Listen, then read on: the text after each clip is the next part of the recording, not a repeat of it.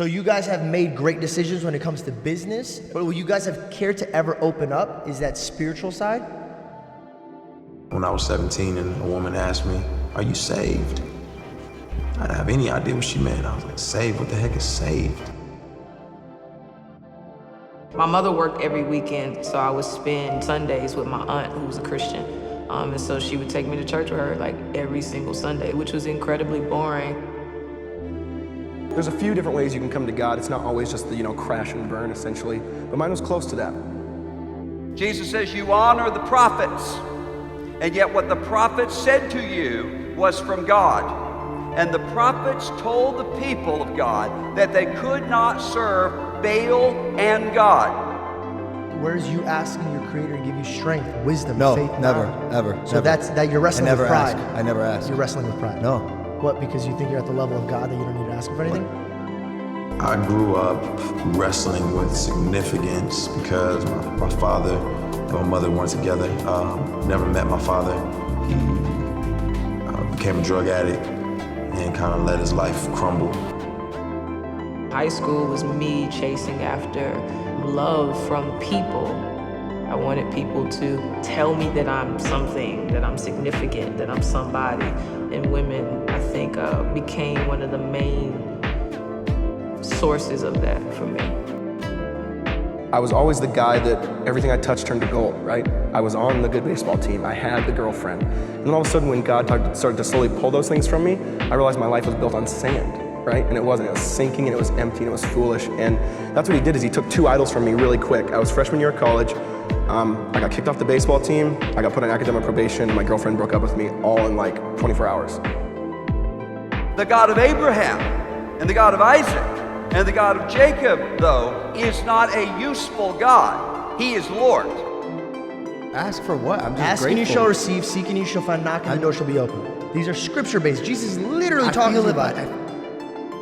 I see guys who have been shot from being in gangs. I see, girls who were extremely promiscuous in the past. I see rappers. I see dancers. I see singers. I see people who came from the same background I came from. And they still embodied who they were culturally, but they were all in love with Jesus. And I'd never seen that before. But I had read the scriptures pertaining to it being a sin. And so I just believed it. I didn't try to talk myself out of it, because to me, I felt like what I read in the scriptures was correlating with the conviction I felt. This feeling correlates with what this is saying. It's like it's not an isolated situation. It was rough, and it was really tough. And it was in that moment God showed me that me as the king of my own life doesn't end well. Anyone as the God or the king of their own life does not end well. I am a man. I am created in the image of God. I am bearing the dignity that comes with an image bearer of God. I am not invisible. I am not disposable. But those signs also point out to those who are looking on, you are just a man. You are just a human being. You are not a God. You are a creature. You don't want to grow. You're scared of it. And that's totally fine. But if there is a God and a creator of the universe and you're his son and you're asking for something, do you think he's going to put you in a position of like devastation just because you asked them? Have you ever asked your mom and dad for something that's not good for you? They're not going to give it to you. But if it's good for you, they will make it fruitful. So you should never be scared of asking. You're scared of having a real honest conversation. Once you start, a lot of things are going to start letting go. And then finally, someone got up and said, "Do you know you've been bought with a price?" And he told me the story of Jesus. And it was in that moment I opened the scriptures and I started to read the scriptures. And at first I was like, was this even the Bible I was reading as a kid? Because it just seemed so much more vibrant, so much more different. I saw Jesus who was compassionate and just, gentle and would cross racial and socioeconomic lines. So what I'm saying is, if God's going to put you in a sign of struggle, your arms hurt when you work them out, right? Because you're tearing muscles. But it also grows. It's also stronger. If you ask God for strength, he's going to put you through situations that make you stronger. So you should ask for that. And it made me think, man, somebody think thinks I'm significant enough to die for me.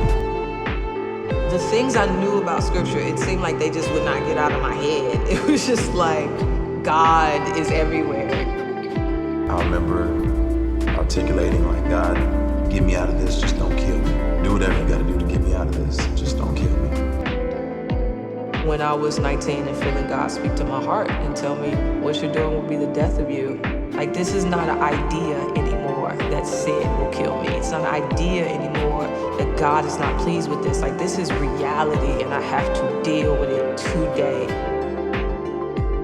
I was driving down the highway and I turned too quick and lost control of the wheel. My car flipped over again and again. The roof caved in, windshield caved in, no seatbelt, glass everywhere. My glasses that I had on were molded like kind of into the frame of the car, and I didn't have a scratch.